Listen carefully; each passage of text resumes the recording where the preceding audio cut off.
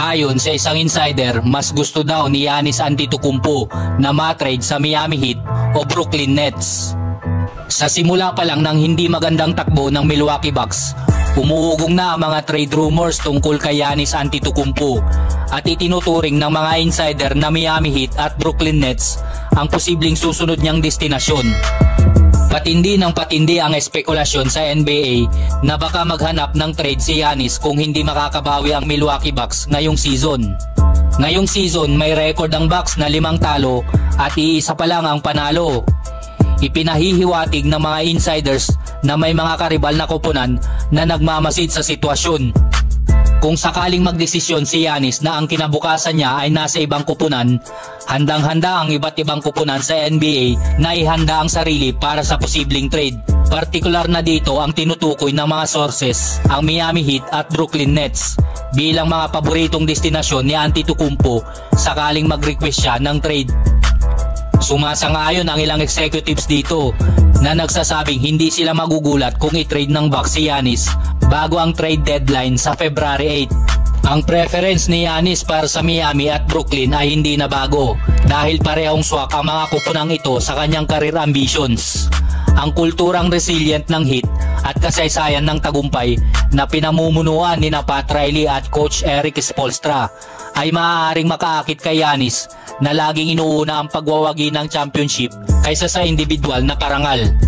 Ang pagsasama nila ni Jimmy Butler at Bam Adebayo ay makakabuo ng isang malakas na trio na magbibigay ng edge sa Heat sa Eastern Conference at posibleng magbigay ng tsansa makalaban agad si Giannis para sa titulo.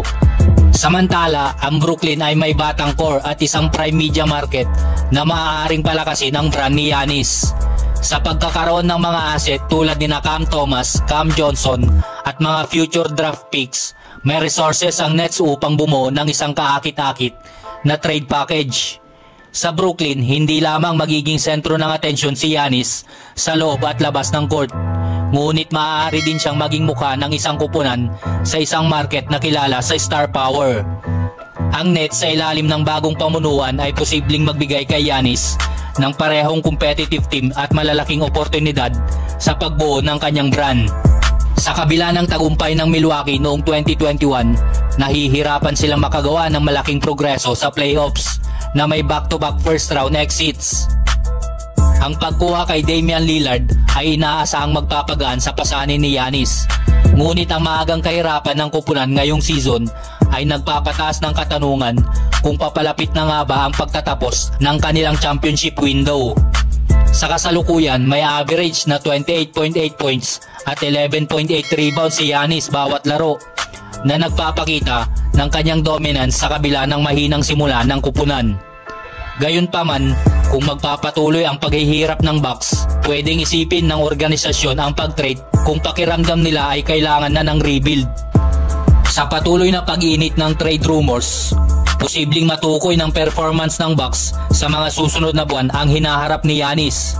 Kung hindi sila makakabawi, ang posibilidad na sumama si Antetokounmpo sa Miami o Brooklyn ay posibleng hindi na lang isang haka-haka at pwedeng magtulak ito ng isa sa pinakamalaking trade sa kasaysayan ng NBA.